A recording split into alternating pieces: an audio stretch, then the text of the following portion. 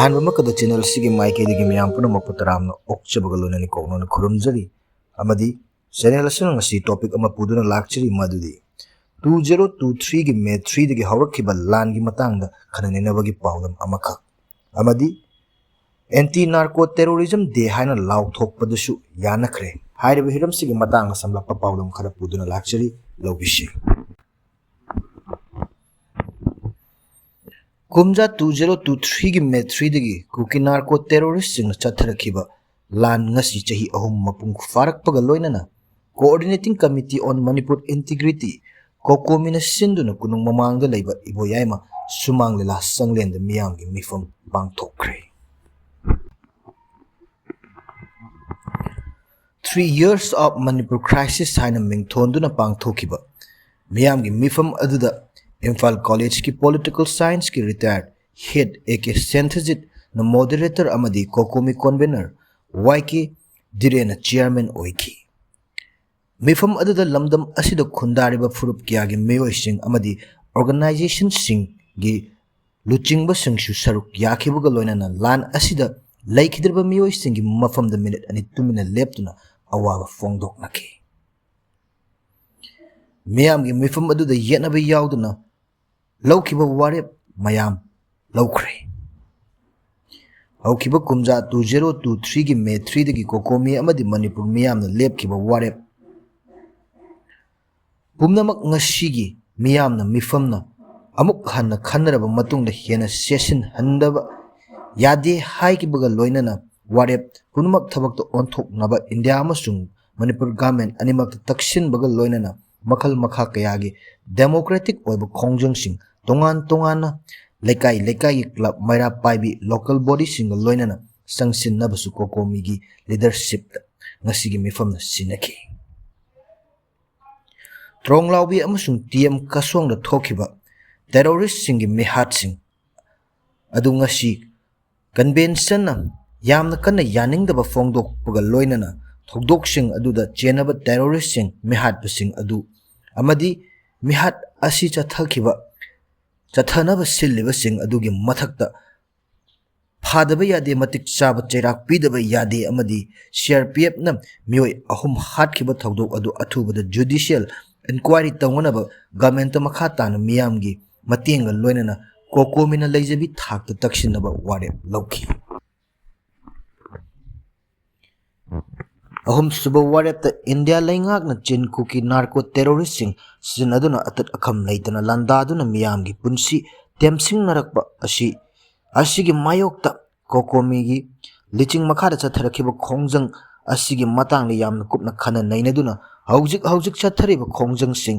asi lepa leitana chathabuga loinana ihau asi democratic oiba mongda hena kansin naba haina ngasigi mifamna mot amata oni yanaki haukiba April 15 da Kokomina leipak miyamga loinana leingakta hangkiba wahang teret ki paukhum adu penengai oidabana wahang sing adu ngasigi miyamgi mifamna demand oina onthokpada yanaki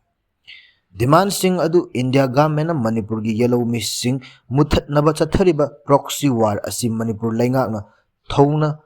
thuna leina lephan naba taksin baga loinana Manipur gi kuki narco terrorism muthatpa yauri Tronglawbida angang hatpa amasung TM Kasom da tangkhul micham ani hatkiba terrorist sing faduna wayal chatharaga miyamda justice fanghannaba demand waihanbata ngasigi mifamna yanaki Tronglawbida CRPF na micham ahum hatkiba adu judicial inquiry tawraga mara laiba CRPF personnel singi mathakta action lawkhatpagi wafamsu demand oina taksinbada yanakre IDP sing akaknaba matamgi manungda mayumda hanjin hananaba thabak lawkhatkadabani haina demand tawbuga loinana Manipur government su agreement tawnagadabani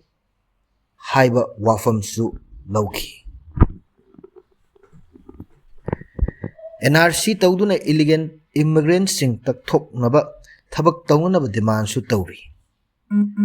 mafam amasung matamgi matung ina mathau tarabadi akhang ahising community leader IDP sing loinana Kokomi gi mihut sing yawba people's delegation ama semduna state ki chief minister na luchingduna mihut kangbu amadi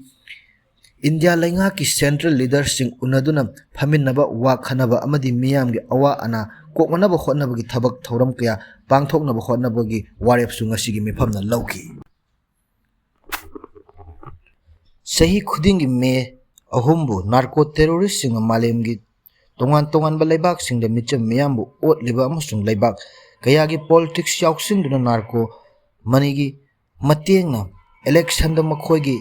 Agentsing Miamgi Mihut Sinduna Bot Kahanduna Laibak Kangkong Sahelakliba Kaya Asige Mayok the Malemgi Miam Punamagna Kanghanaba Amadi Mit Panghanduna Narco Terroristing Asibu Puna Tengnaminaba Kolau Lauduna Numit Ohelasi Haina Ngasigi Mifamna Yanaki Manipur Suhokiba Chahi Ahum Asida Government of Indiana Tongsinduna Micham Miambo Ot Nairibasi Malemgi Mipum Kuding the Kangalasi Haibo Wafam the Yasanaduna Yanaduna Chahi Kuding Me Ahum Asibu Anti Narco Terrorism Day Hana Lautokpa Loinana United Nation Amadi Masigi Mari Lainaba Organization Sing the Me Ahum Asi International Anti Narco Terrorism Day Hana Lautokna Takshin Bahinasu Nasigi Mifam na Wadep Loki Masini 2023 की मे 3 की हौरखिबा लान की मतंग खनखरे हाइबा पाउदम anti narco terrorism day हाइना लाउथोकपदा यानखरे हाइबा की समलप पाउदम वीडियो सिबु यंगबिरबसिंग वीडियो सिबु नुंसिबिरबदी मदु पामबिरबदी लाइक शेयर मदु सब्सक्राइब तब काउबिगनो हाइबा लोइना मतंग स्वाइदा टेंशन जरी